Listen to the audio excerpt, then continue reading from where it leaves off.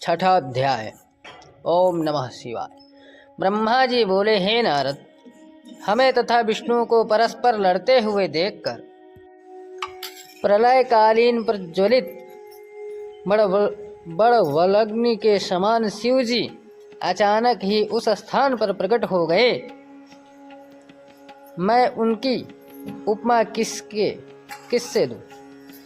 उनके उस परम तेजस्वी स्वरूप को देखकर हम दोनों ने परस्पर युद्ध करना बंद कर दिया। उस समय विष्णु अत्यंत भयभीत तथा आश्चर्यचकित होकर मुझ से यह कहने लगे, हे ब्राह्मण, यह निसीमित तेज यहाँ कहाँ से आ गया? अब हम दोनों को उचित है कि हम इस तेज के आदि और अंत को देख आवें। हम दोनों में से जो भी इसके आदि और अंत को देख लेगा, उसी को सबसे बड़ा और सबका स्वामी स्वीकार कर लिया जाएगा। हमें तो यह तेज आदि और अंत से रहित जान पड़ता है। अच्छा, तुम इस तेज के ऊपर की ओर जाओ और हम नीचे की ओर जाते हैं। हे नारद, विष्णु की यह बात मैंने स्वीकार कर ली। तब हम दोनों अहंकारी उस तेज के आदि और अंत को देखने के लिए एक दूसरे से भिन्न दिशाओं में चल दिए। हे पुत्र, जो कार्य अहंकार की अवस्था में किया जाता है वह कभी पूर्ण नहीं होता और उसका फल भी अच्छा नहीं मिलता। जब तक मनुष्य अहंकार को नहीं त्याग देता, तब तक उनका कार्य सिद्ध नहीं हो सकता। हमारे और विष्णु के इस चरित्र को जो मनुष्य प्रातःकाल हाथ पांव धोकर ध्यान से लाता है, उसे इस लोक में सुख, आरोग्य तथा परलोक में श्रेष्ठ गति की प्राप्ति होती है। हे नारद, हम और विष्णु एक दिव्य सहस्त्र वर्ष पर्यंत उस दिव्य ज्योति के आदि और अंत को ढूंढते रहे, परंतु हम दोनों में से किसी को भी उसका कुछ पता न चला। अस्तु, हम निराश होकर अपने स्थान को लौट पड़े। परंतु तभी एक आश्चर्य की बात हुई कि जिस स्थान से हम चले थे वह हमें बहुत ढूंढने पर भी कहीं दिखाई नहीं दिया। अतः हम एक सहस्र दिव्य वर्षों का समय अपने पहले स्थान को ढूंढने में लग गया। उस समय हमें इस बात का भली प्रकार से ज्ञान हो गया कि हमारे ऊपर भी कोई बड़ी शक्ति है जो सबसे उत्तम और पुरातन है। यह बात ध्यान में आते ही हम दोनों उस पवित्र निर्विकार स्वरूप की शरण में गए और परस्पर शत्रुता को त्याग कर भक्ति भाव से उस परम स्वामी की स्तुति करने लगे। हम दोनों की उस प्रार्थना को सुनकर यह आकाशवाणी हुई, हे ब्रह्मा तथा हे विष्णु, तुम दोनों योग्य साधन करो। हे नारद, उस आकाशवाणी को सुनकर हम दोनों ने योगाभ्यास करते हुए उस अलसित स्वामी की स्तुति में इस प्रकार कहना आरंभ किया, हे स्वामी, हम दोनों में आपकी माया के वशीभूत होकर अपने को सृष्टि का उत्पन्न करता समझ लिया था। अब हम अभिमान को त्याग कर आपको दंडवत करते हैं।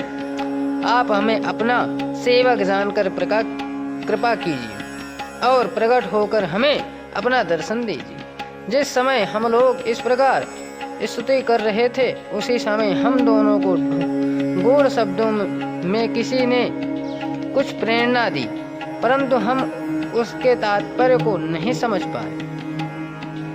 अब हमने दंडवत करते हुए पुनः यह प्रार्थना की कि हे प्रभु, हमारे मुख सम्मुख साकार रूप में प्रकट होकर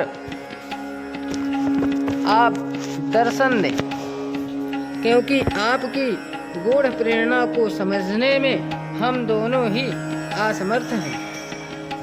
हमारे इस प्रकार कहते ही भगवान सदाशिव ने साक्षात प्रकट होकर हमें अपना वह स्वरूप दिखाया, जिसके दर्शन पाकर संपूर्ण संसार मोहित हो जाता है। तदुपरांत प्रणव अर्थात ओंकार प्रकट हुआ। भगवान सदाशिव की माया जानने में असमर्थ होने के कारण हम उसे भी समझने में असमर्थ रहे। कुछ देर पश्चात जब उस श्रवण के 4 भाग हुए और उसके भीतर से सगुण रूप भगवान त्रिशूल पाणी प्रकट हुए, उस समय हमने यह समझा कि इस प्रणव के जो आकार उकार तथा मकार अक्षर हैं, उसके नाद तथा बिंदु का यह अर्थ है कि पहला अक्षर अर्थात आकार लिंग की ज्योति है, दूसरा अक्षर उकार उस ज्योति का मध्य है जो आधी मात्रा नाद स्वरूप है, वह उस लिंग ज्योति का मस्तक है जो बिंदु है, वह संपूर्ण लिंग का ज्योति स्वरूप है। उसका वर्णन अन्य प्रकार से इस प्रकार किया जा सकता है कि आकार से ऋग्वेद, उकार से यजुर्वेद और मकार से सामवेद, नाद से अथर्ववेद तथा बिंदु से ब्रह्मा विद्या का स्वरूप बना है। वह इस संपूर्ण सृष्टि में सर्वोत्तम है, उसी को प्रशांतन कहा जाता है। उसी प्रणव में तीनों लोकों की स्थिति है, वह कभी नष्ट नहीं होता। ब्रह्म से लेकर तृण पर्यंत सभी जीव तथा वस्तुएं उसमें स्थित रहती। ढूंढने पर भी प्रणव के लिंग को प्राप्त नहीं किया जा सकता। चारों वेद तथा 18 पुराण भी उसके भीतर विद्यमान हैं। हे नारद, वेद भगवान सदाशिव को प्रणव स्वरूप कहते हैं। वे शिवजी अपने दाहिने अंग आकार द्वारा सृष्टि की उत्पत्ति करते हुए एक बाएं अंग